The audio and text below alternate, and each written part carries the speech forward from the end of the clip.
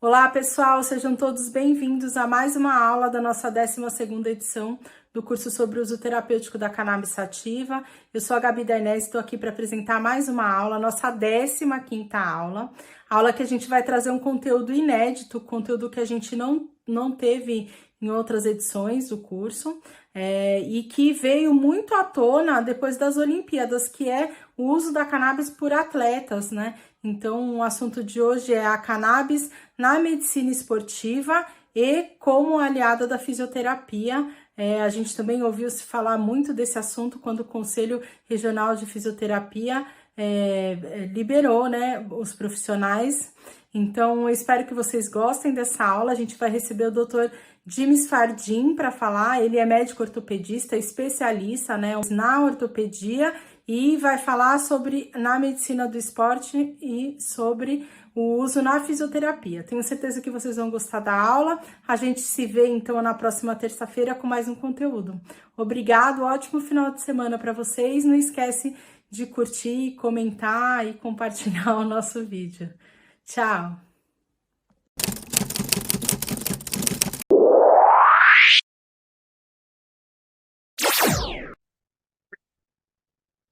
Olá, pessoal. Quero agradecer mais uma vez o convite para estar fazendo a aula aqui no curso.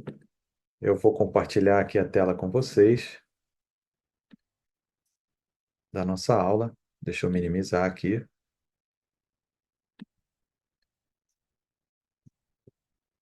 Vamos lá.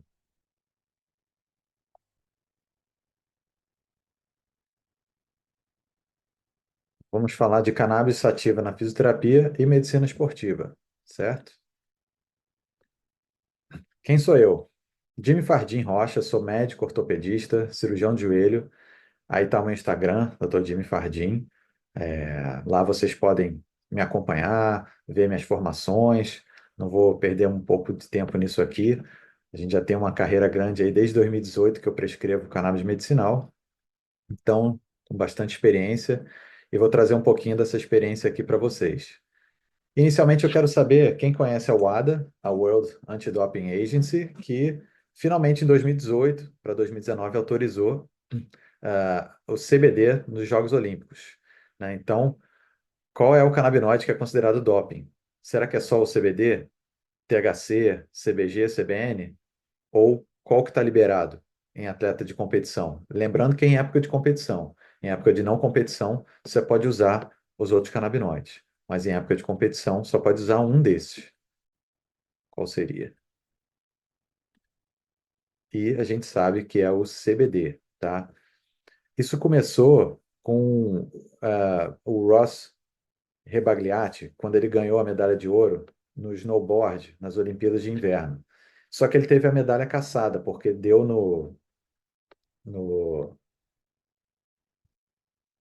exame dele, né, positivo para THC, com uma quantidade de 17,8 nanogramas, que o limite era 15. Ele recorreu e conseguiu, em pouco tempo, a sua medalha, porque ele provou que ele não utilizou a cannabis para ganho de performance, nada disso. Ele realmente estava num momento difícil e fumou, né, a cannabis uma vez e acabou dando positivo. Então, foi comprovado de que ele não fez esse uso para tentar, né, ter algum benefício. Então, isso começou-se a ser discutido e, finalmente, em 2017 para 2018, a WADA removeu o CBD, além de depois, antes ter aumentado a dosagem, né, no doping. Antes era 15 nanogramas, passou para 150 e teve mais tolerância na punição, tá? Hoje, quem comprovar que usou recreativamente, pode sofrer uma suspensão por um tempo e não ser punido drasticamente, né? Isso é um grande avanço para esses atletas, né? Porque a gente sabe que, a gente vai ver aqui que tem alguns benefícios da utilização da cannabis. Quais são as regras para essa proibição, né?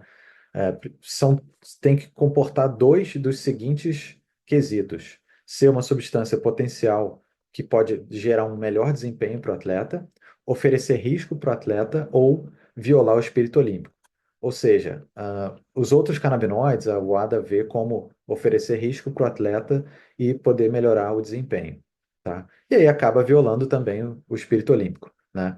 Mas o CBD, ele tem um metabolismo diferente do THC, por isso ele não é considerado doping e ele não é pego nos testes também, porque ele se transforma no hidroxicanabidiol, né? E a gente vai ver que o THC ele se transforma em outra coisa quando é ingerido, tá?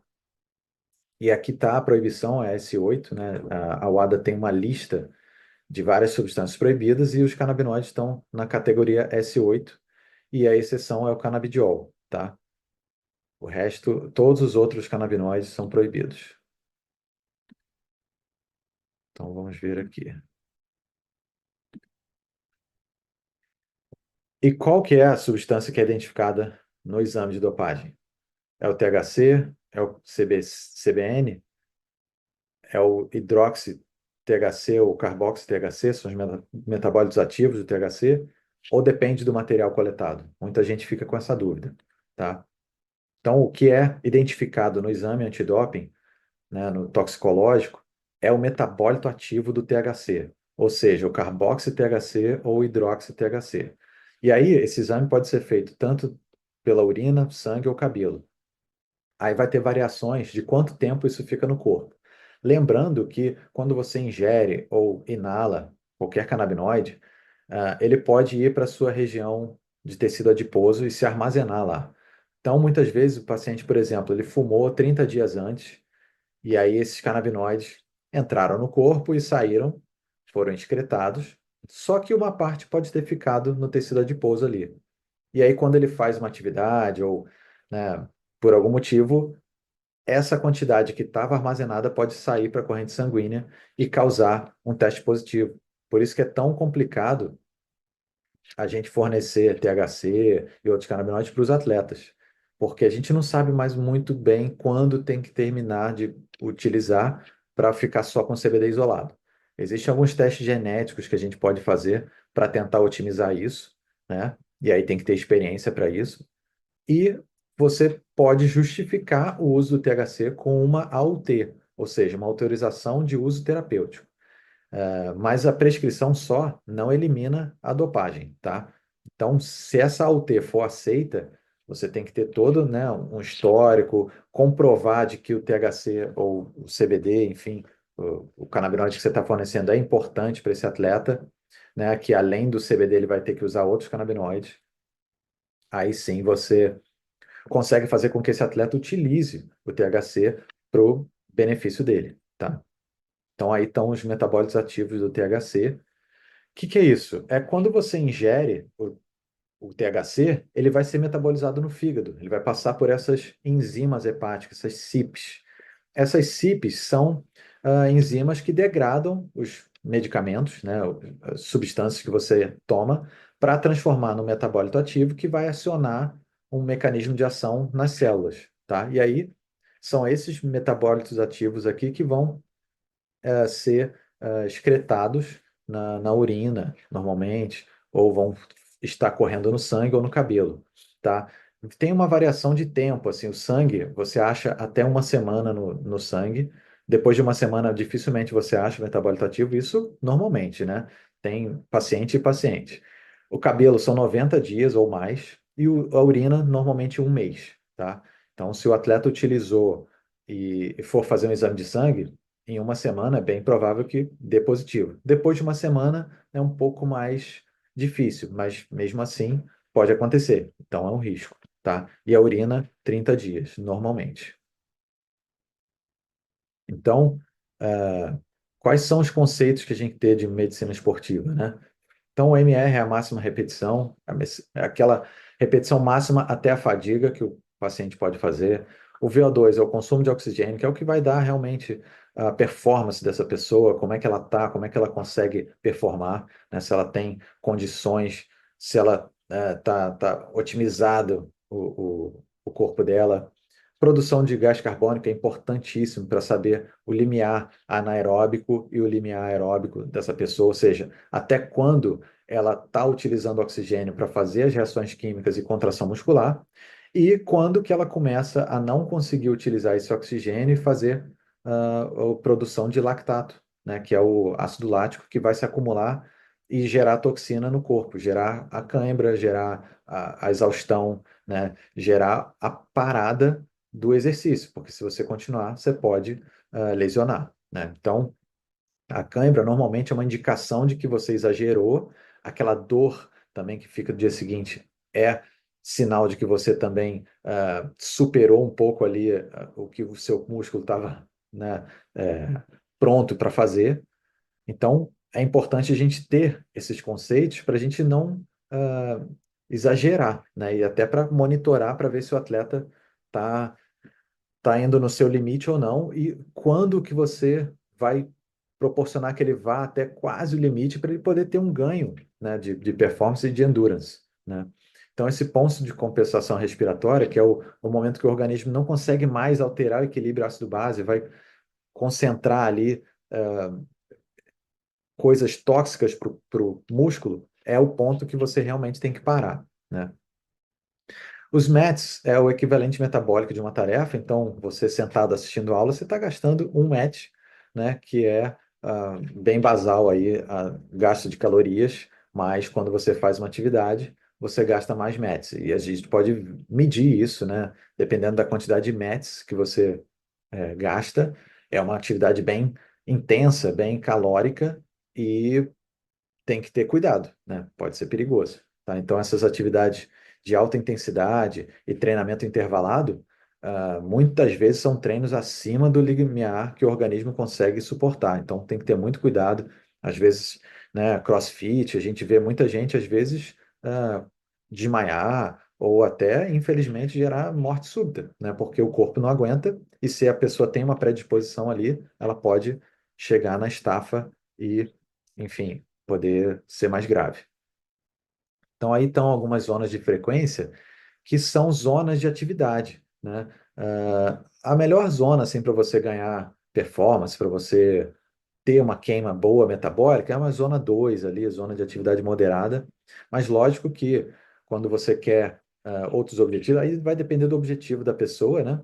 Para você poder ver em qual zona que ela vai trabalhar. Normalmente a gente vê pelo VO2 e pela frequência cardíaca, tá? Quanto mais frequência, quanto mais esse coração tem que bater para fazer aquela atividade, maior é a zona de frequência que esse paciente está se submetendo, né? Então, uma zona de esforço máximo ali, zona 6 o batimento dele está muito alto, né? Tá ali, normalmente a gente pega uma base assim de pegar 220 menos a idade, mas isso varia um pouco e é sempre bom estar monitorado e é sempre importante a gente antes de fazer uma atividade, porque a gente está vendo muito, né, essas febres de fazer corrida, fazer 10 quilômetros, nunca correu e começa, vamos fazer 10 quilômetros semana que vem? Vamos.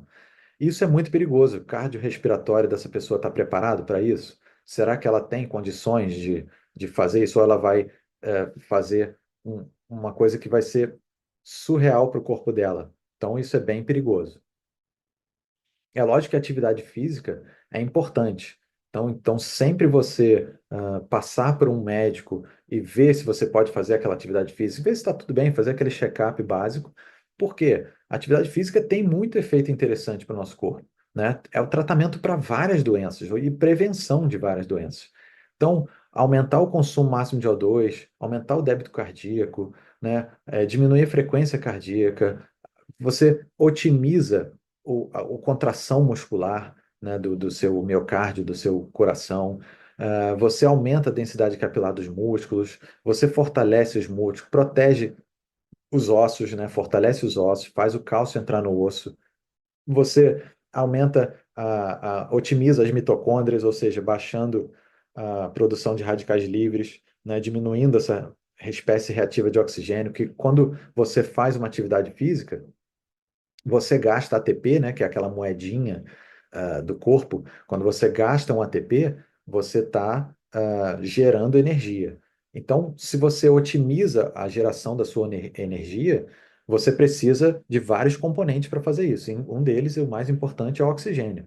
Quando você começa a gastar todo o seu oxigênio, você começa a liberar radicais livres que podem, muitas vezes, gerar toxinas no seu corpo.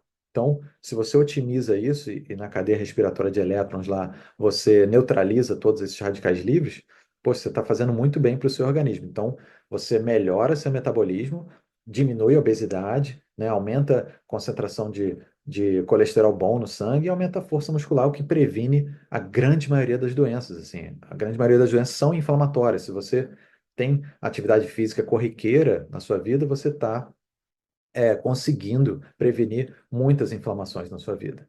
E não atingindo um overreaching ou overtraining, que é o quê? É o desgaste, é o exagero daquela atividade que você se propôs, né? Então, o overreaching é quando você tem uma queda de rendimento do volume, né, por excesso de treino, né? É antes do overtraining. O overtraining já é aquela que você já teve a perda dessa capacidade adaptativa do exercício. Tá? Então, é muito mais comum você ter lesões e exaustão, né? Então, isso infelizmente pode acontecer com alguns atletas que ficam ansiosos antes da prova e querem treinar o máximo possível para poder chegar na prova, né, no melhor fase. Só que às vezes eles exageram e aí acontece, né, de ficar com alteração de humor, ansioso, sono alterado, altera o apetite, não consegue se alimentar direito, fica fadigado, esgotado, e é aí que a cannabis entra. A cannabis entra muito para evitar que esses sintomas aconteçam, né? Porque se isso acontece, você pode gerar mais síndromes, como essa do REDS, que é a Relative Energy Deficiency in Sport, que antes a gente achava que era só a mulher que acontecia isso, seria a tríade da mulher atleta, né, que é a osteoporose, a amenorreia, né? Então, a paciente e a fadiga. Então, se você tem essa baixa energia, vários fatores estão relacionados a isso, né? Se você diminui a sua performance, a força muscular cai, a motivação cai, você perde a sua performance de cognição, de habilidade, né? Então, quando isso acontece, isso é bem, bem ruim para o atleta, né? O atleta realmente fica bem chateado porque ele se preparou tanto e acabou não sendo preparado da melhor maneira, né? E para o desempenho esportivo requer muitos aspectos, né? Principalmente nutrição, né? O sono, o próprio treino. Então, qual vai ser o diferencial entre um atleta campeão, né, e os outros atletas? São vários fatores, e principalmente o emocional, né? Bem-estar físico e emocional, mental, é muito importante nesses atletas e que são os maiores fatores que acabam prejudicando esses atletas, né? Porque o mental, às vezes, é o que acaba fazendo com que esse atleta, não tenha o melhor desempenho que ele poderia ter, tá? E onde é que a cannabis entra nisso? Então, o sistema endocannabinoide, ele foi feito para, inicialmente, relaxar, comer, dormir, esquecer e proteger. Ou seja, atua no sistema imune. Esquecer normalmente tem algumas coisas que a gente seria interessante esquecer. A gente não pode lembrar de tudo, principalmente de traumas, de coisas que façam com que a nossa cabeça fique alterada, né? Então, tem muito tratamento para transtorno de estresse pós-traumático. Então, esquecer às vezes é muito bom para a gente, né? Comer é importantíssimo, é a base do corpo. Relaxar, então, relaxamento muscular, diminuir o cortisol, relaxar essa pessoa, dormir, que é muito importante, né? Então, a gente tem a síntese dos nossos canabinoides, nossos endocannabinoides, a partir de todas as células do corpo. Todas as células do nosso corpo têm esse fosfolipídio de membrana, que é uma proteína que fica ali na membrana de todas as células e ela tem receptores. Quando esses receptores são ativados pelo sistema endocannabinoide, né, esse receptor canabinoide ativado, ele vai formar o endocannabinoide. né? Então, você pode ativar ele com um canabinoide, por exemplo, tomar um óleo, ou às vezes até o fumo, né, gera os canabinoides que vão ativar esses canabinoides e podem produzir os endocannabinoides, tá? Então, é uma maneira de você conseguir gerar isso. Só que uma das maneiras mais interessantes que você gera é na alimentação, né? Então, como a alimentação é importante, os dois principais endocannabinoides é o 2-AG e a anandamida, tá? Mas tem outros, né? O palmitil e o etanolamida, que também está disponível para ser comprado na farmácia, ou ele e o etanolamida também. Então, é importante a gente entender que a gente tem a produção dos nossos endocannabinoides, só que muitas vezes é sob demanda, não são tão frequentes assim, e a gente tem que modular isso, né? Se modula isso com exercício, com boa noite de sono, com alimentação, mas você pode também trazer de fora, né, como eu falei, os canabinoides, tá? Então é bem importante a gente ter essa noção e saber que quando você se alimenta de uma coisa anti-inflamatória, que vai gerar substratos anti-inflamatórios, você está fazendo uma via anti-inflamatória para a formação dos seus endocannabinoides. Se você ingere muitas coisas, por exemplo, com ômega 6, né, ou essas gorduras saturadas, besteiras que a gente acaba comendo, muito é, glicose, açúcar demais, você vai acabar gerando um ciclo, né, do ácido araquidônico que é inflamatório, ou seja, você vai gerar inflamação no seu corpo. Quando você, por exemplo, pegar um ômega 3, né, peixe ou leguminosas e oleaginosas que tem mais ômega 3, você protege mais o seu corpo porque você vai estar desviando para uma formação de endocannabinoides não inflamatórios, anti-inflamatórios. Então, quando você tem esse equilíbrio, isso é bem interessante, que você fica num estado fisiológico legal. Se você está patológico, se você está doente, provavelmente por inflamação, por alguma coisa que acontece no seu corpo, ou uma má alimentação, você acaba acumulando mais ômega 6 em vez de ômega 3. E aí, para equalizar isso, muitas vezes você tem que suplementar, né? Seja pela alimentação, seja por suplemento ou canabinoide, que pode ajudar a fazer esse equilíbrio, tá? Isso é bem importante da gente ter essa noção, por isso que o alimento é muito importante, né? Olha aí, quando a gente se alimenta de coisas boas, né? De ácido linoleico ou ácido alfa-linoleico, a gente consegue formar a beta-oxidação dos lipídios e gerar os nossos endocannabinoides não inflamatórios, anti-inflamatórios. Se você se alimenta de ácido linoleico, que né, essas alimentações ruins que a gente infelizmente tem muita disponibilidade aí nos supermercados, você acaba gerando inflamação no seu corpo, ácido araquidônico com inflamação. Então, é importante a gente saber do que a gente está comendo, como que a gente está se alimentando. Então, quando a gente faz a terapia canabinoide, o que a gente pergunta para o paciente é como é que ele está se alimentando, o que ele tem ingerido mais, né? Orientar sobre a alimentação também. Médico tem que falar disso, não é só o nutricionista, né? Então, estar alinhado também, ter uma equipe multidisciplinar ali para olhar para esse paciente, para ele poder produzir os seus endocannabinoides com qualidade. Falando dos canabinoides, o tetraidrocannabinol, por exemplo, é um. Muita gente acha ele um vilão, né? Mas ele tem efeitos excelentes no nosso corpo e ele é muito preciso no nosso corpo, é muito necessário, porque ele se conecta no receptor CB1 parcialmente, no receptor CB2 também, e outros receptores que são fundamentais para a manutenção do nosso sistema ah, homeostático, né? Nosso equilíbrio. Ele tem efeito psicoativo e por isso que muitas vezes tem que ter cuidado para quando for administrar, mas ele pode dar modulação do humor, ele pode ser ansiolítico em baixa dose, relaxamento muscular para atleta, para quem faz fisioterapia, para quem está pós-operatório, é muito importante, para dor, é muito importante para evitar muito opioide, muito anti-inflamatório. Então, THC é importantíssimo para quem é, né, da fisioterapia aí, pomadas. Que tem THC, uso tópico, é bem legal para relaxar essa musculatura, para você diminuir lesão, diminuir a ação inflamatória que está ocorrendo ali. Então, ele é um poderoso anti-inflamatório e analgésico, tá? Ele aumenta o apetite, dos pacientes também, isso é bem importante. Ele também atua na extinção do medo, no transtorno de estresse pós-traumático.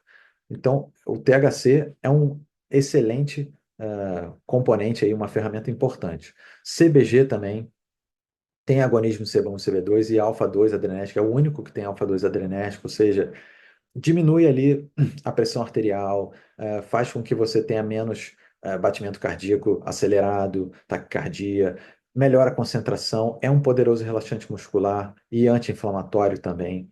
Além disso, ele é um poderoso ansiolítico, né? Então, tem estudos já mostrando que CBG em baixa dose pode diminuir ansiedade, transtorno de ansiedade, depressão, né? Então, é lógico, isso tudo tem que ser avaliado, o paciente vai ter que ser avaliado, né? Ou, principalmente quem fez uma cirurgia ou fisioterapia que está atuando ali naquele paciente, muitas vezes ele vai ficar muito ansioso, querendo saber quando que ele volta, quando que ele vai melhorar, como é que está a progressão do tratamento, será que está indo bem? Ele vai ficar ansioso, não tem jeito. Então o CBG entra muito nesse caso aí também, tá?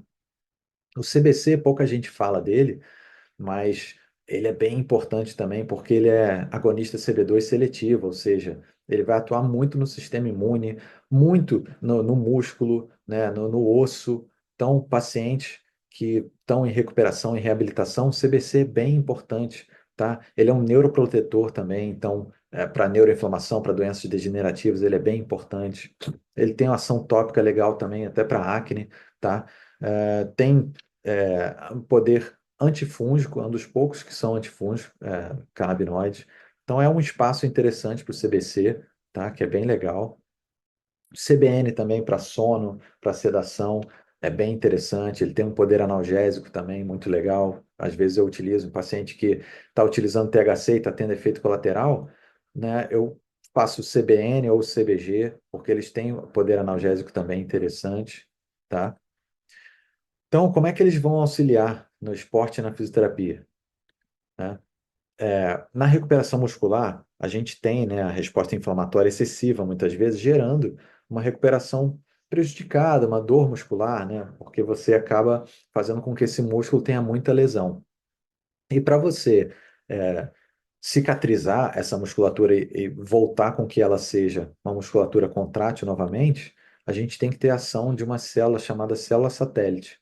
E elas são estimuladas pelos canabinoides. Então, quando você tem lesão muscular, quando você tem uma contratura muscular, né, um estiramento, quando você tem um pós-operatório, o canabidiol entra, o cannabis, né, entra muito, que o CBD também é bem importante nessa atuação. Então você entra muito com esses canabinoides para poder ajudar na formação de fibra muscular esquelética, porque senão ela vai virar fibroblasto e vai virar cicatriz, não contrátil. Então seu músculo perde potência, perde força, né? Então, o reparo muscular é importantíssimo com a utilização de canabinoides.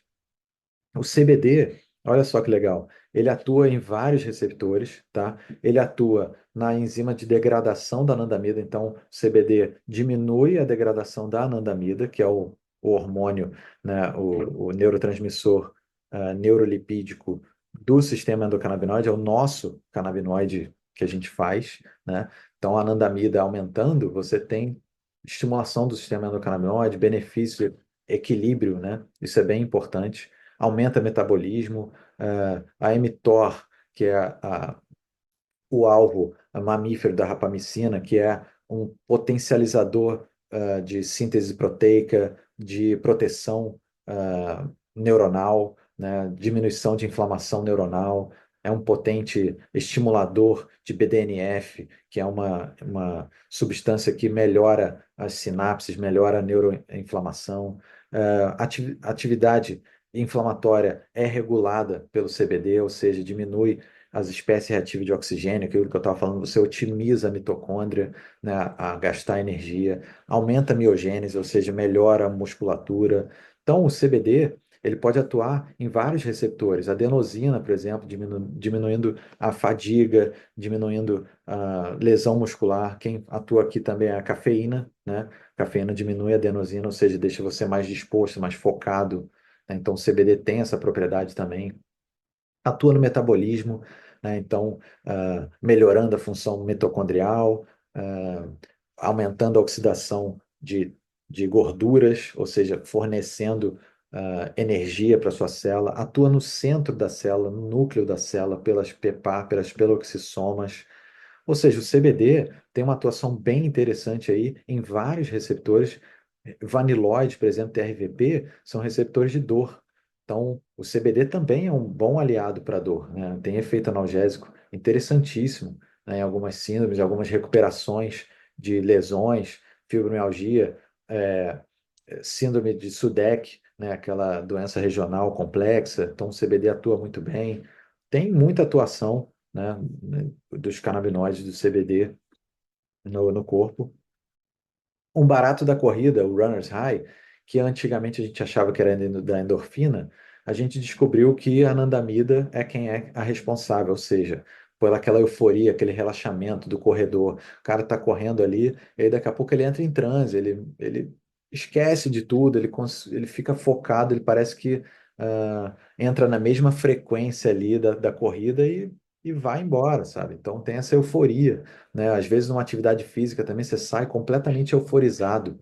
É a anandamida que faz isso, né? Então, já foi descoberto que em vez das endorfinas, que elas não ultrapassam muito bem uma barreira que tem hematoencefálica do cérebro, evitando que toxinas entrem, né? A endorfina também não entra muito bem, e quem entra muito bem é a anandamida. Olha que legal. Então, o sistema endocannabinoide aí ajudando cada vez mais no esporte, né? Diminuição da enzima que degrada a anandamida, né? Então, os canabinoides podem ajudar muito, né, na melhora da ação da insulina, ou seja, pegando a glicose e jogando para o músculo para fazer a contração muscular, aumenta a expressão de CB1 e CB2, biogênese mitocondrial, aumento de BDNF, como eu falei, proteção neuronal, síntese de proteínas, melhora de neurônios, né, ligações neuronais, neurogênese. Então, isso é bem interessante, a gente saber que a musculatura, que o exercício físico pode ser beneficiado com esses canabinoides. Então, aqui o BDNF, como eu falei, que o exercício físico promove isso, né? E com o canabinoide, você tem atividade, você tem receptor canabinoide para regular esses processos neurogênicos e de estimulação de BDNF, tá? Poder do sono, gente. A gente sabe que todo atleta é fundamental que ele durma bem, porque é ali que ele vai produzir proteína, que ele vai recuperar a sua musculatura, que ele vai produzir hormônios GH, que ele vai melhorar o bem-estar dele, vai otimizar a cognição, a skill dele, as habilidades que ele desenvolveu. Então, todo o desempenho desse atleta vai depender de uma boa noite de sono. Que eu botei o jet lag aqui? Muitos são prejudicados quando tem, por exemplo, você sai do Brasil e vai para a Austrália. Você vai sofrer um jet lag por causa do fuso horário muito grande. Isso diminui muito a sua performance. Isso afeta bastante a sua performance, porque você não vai estar dormindo bem. A cannabis pode ajudar muito nisso aí para lembra que a cannabis gera sono, então ela acalmar, relaxar e você conseguir ajeitar o seu ciclo circadiano para uma melhor performance sua e não a melhorar a sua performance, mas o otimizar o máximo que você pode fazer, né? Então isso previne lesão, previne infecção, regula o seu emocional, você não fica ansioso, né? Então isso é bem legal para o atleta, tá? Como eu falei, analgesia, anti-inflamação, então diminuindo espécie reativa de oxigênio, citocina inflamatória, diminui, regula as interleucinas pró-inflamatórias e aumenta as anti-inflamatórias, diminui as prostaglandina E2, COX, que são citocinas que vão aumentar radicais livres e é, inflamação no seu corpo, né? Então, sempre que você ingere um canabinoide, você está ajudando o seu corpo a desinflamar, tá? Além de aumentar a anandamida dos seus próprios endocannabinoides, né? Modular a inflamação, neuroproteção. Então, alguns atletas que têm muita concussão, né? Por exemplo, boxe, MMA, futebol americano, rugby, tem muita cabeçada, tem muita pancada na cabeça, traumatismo crânioencefálico, né? O TCE. E para prevenir essa reação inflamatória grave que acontece ali, essa excitotoxicidade, que muitas vezes quando tem a pancada ali, você gera uma reação muito grande, né, no seu corpo. E para prevenir essa reação exagerada, a cannabis entra como uma prevenção disso, né? Então, inclusive como tratamento, porque quando a pessoa tem essa concussão, ela fica um tempo ali sem poder retornar, né, ao jogo e tal. Então, quando você usa cannabis, isso pode ajudar, tá? Porque vai estimular uma neurogênese e diminuir essa toxicidade que acontece, né, nas concussões. Tem nos esportes, a gente tem uso tópico também para recuperação de lesão, assim como na fisioterapia. Então, às vezes, você está passando ultrassom naquele paciente, você pode colocar uma pomada de cannabis ou um líquido de cannabis ali para ajudar, né, no ultrassom ou na aplicação de alguma terapia anti-inflamatória. Você pode usar também o uso tópico do laser, dos canabinoides, por exemplo, no laser. Então, aumentando assim a anti-inflamação e a analgesia, né? Evitando que esse paciente use tanto anti-inflamatório, tanto opioide, melhorando essa reabilitação. Além das melhoras que eu falei, né? De ansiedade, de sono. Então, para lesões esportivas, para artrites, artrose, né? Doenças neurológicas, é muito importante diminuir espasmo, diminuir dor muscular. E melhorar a adesão do paciente ao tratamento. Às vezes está fazendo fisioterapia, o paciente está de saco cheio, não quer mais, não está motivado, porque não vê evolução. Pô, com a cannabis esse paciente melhora o bem-estar, melhora o humor e pode acontecer isso. Tá? Olha, acho que era basicamente isso que eu queria trazer, né? A gente sabe que a cannabis ainda tem muito preconceito e é importante a gente esclarecer que no esporte ainda é muito mal visto, ainda tem muito atleta que infelizmente nem fala que usa por medo de perder patrocínio, né? Então, isso a gente tem que entender que realmente tem indicações, né? E algumas já têm isso dado como certo, né? Por exemplo, a DOMS, que é aquela dor do dia seguinte, na ansiedade, na REDS, como eu falei, e nos Paralímpicos. Tem muitas patologias que têm benefício e dá para fazer aquela autorização de uso terapêutico, né? Então, já tem comprovação científica disso, tá? Por exemplo, aí a DOMS, que é aquela dor do dia seguinte, né? Que normalmente é por um excesso de estiramento muscular repetitivo, né? Então, você beneficia esse paciente fazendo com que ele retorne melhor ao jogo, ao treino, antes do tempo, né? Porque normalmente demoraria ali 48, 72 horas para ele voltar a treinar por causa da DOMS. Então, hoje, a gente já consegue fazer com que eles voltem antes, né? Sem ter lesão.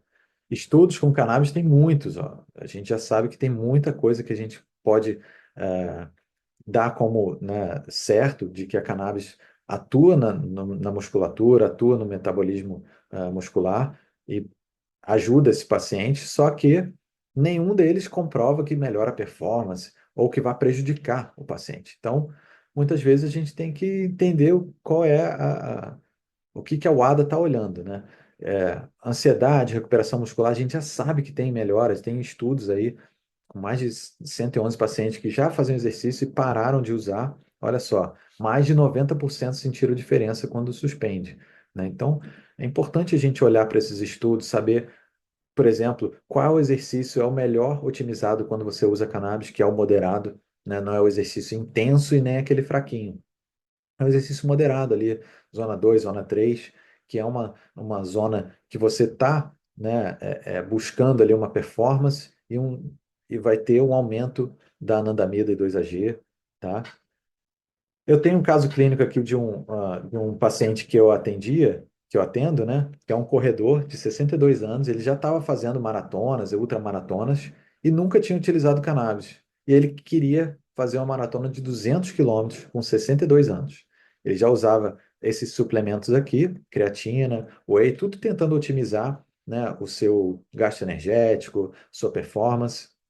E ele queria ver se a cannabis podia ajudar. Falei, olha, tudo bem, fizemos os exames, tudo direitinho, né? Ele estava ótimo. E aí a gente começou. Eu comecei com o Full Spectrum, o Whole Spectrum, né? 3.000. Então a gente começou com essa dose. E aí acabou. Não começamos com essa dose, na verdade. Essa aqui é a dose que tem o Whole Spectrum. Então a gente acabou começando com 10 miligramas de CBD e 5 de THC, né? Depois de alguns dias. E chegou na dose final, essa aqui, que a gente começou 180 miligramas, THC 8, CBC 26 e CBN 3. Esse aumento da dose foi gradual, tá? Aí ele ia me falando. Teve um momento até que eu até exagerei no THC e ele falou, poxa, estou me sentindo meio mal e tal. A gente voltou, diminuiu a dose, né? Ele usava uma gummy também, que tinha 1 para 1 de CBD e CBC, tá? Bem interessante essa gummy. E aí fizemos os exames, né? Quando eu comecei a atender ele, era em fevereiro. E aí ele começou a usar a cannabis, e aí olha só como é que ele teve vários benefícios, né? Peso, massa muscular, massa de gordura, água corporal, ele foi tendo vários benefícios ali com a utilização da cannabis, 3 meses depois que a gente fez o exame. Olha que legal. Massa magra, melhora da relação cintura-quadril, taxa metabólica dele foi ótima. Ele continuou fazendo os exercícios que fazia e só acrescentou a cannabis. E aí teve essas melhoras, né? Ele estava se sentindo muito bem, me falou, poxa, tô me sentindo ótimo. Aí até deu esse relato, né? Que ele é professor de educação física, ultramaratonista, e estava treinando para esses 200 quilômetros, né? E ele estava sentindo melhora na regeneração muscular, treino longo, sono, né, ansiedade. Então, estava indo muito bem. E eu falei, olha, tá certo, tá ótimo, mas a gente vai ter que dar uma pausa na cannabis aí para ver o que que vai acontecer. E aí a gente resolveu parar, né, dele usar. Aí ele ia ficar 1 mês mais ou menos sem usar e ia fazer os testes de novo. E olha que interessante, como os testes, depois que a gente viu, o que foi mais afetado foi o metabolismo lipídico dele, né? Então, a cannabis, ela regula o transporte de ácido graxo, principalmente de cadeia longa, para otimizar para o exercício. Então, se você para de utilizar cannabis, você desregula todo o seu sistema lipídico, né? De otimização celular, de uso do lipídio para metabolismo, né? Você acaba fazendo lipogênese, fazendo mais lipídio do que o necessário. Então, isso é prejudicial para um atleta, né? A gente pode ver aqui, ó, que o peso dele acabou aumentando. Então, 3 meses depois, ele mediu de novo, né? E aí viu que ele continuou fazendo os mesmos exercícios, continuou o mesmo treino, só tirou a cannabis. Olha só como é que a massa de gordura dele aumentou, o percentual de gordura aumentou, né? Ah, a massa magra, que é proteica, também diminuiu um pouco. A taxa metabólica se manteve, ele estava mantendo a atividade. Olha só a relação cintura-quadril, que é importante para a gente ver né, a quantidade de gordura que ele está acumulando. Olha o nível de gordura visceral, que é bem prejudicial, que é bem perigosa para doença cardiovascular, né? Então, foi muito interessante esse estudo, porque comprovou que o metabolismo lipídico é afetado diretamente pelo uso da cannabis, né? E aí a gente vê que alguns patrocinadores, né, da Olimpíada, por exemplo, a Coca-Cola, a gente sabe o que que tem na Coca-Cola, então será que a proibição da cannabis é somente por algum desses fatores que eles alegam, né? A gente fica na dúvida disso, né? Então fica o meu protesto aí, né, falando que a cannabis poderia ser utilizada como esses atletas aí usam, né, e fazem muito bem e são acompanhados por mim. E vários jogos já, várias entidades esportivas já estão liberando o uso da cannabis, a NBA, a NFL, né, o beisebol. Então, por que não a UADA também não liberar de uma forma controlada, aí, uma forma, né, acompanhado por um médico, o uso da cannabis no esporte? Quem quiser me contactar aí, ó, pode me mandar e-mail, tem minha rede social, né? E é um prazer sempre poder ajudar aí e esclarecer mais as dúvidas de vocês. Grande abraço aí, pessoal.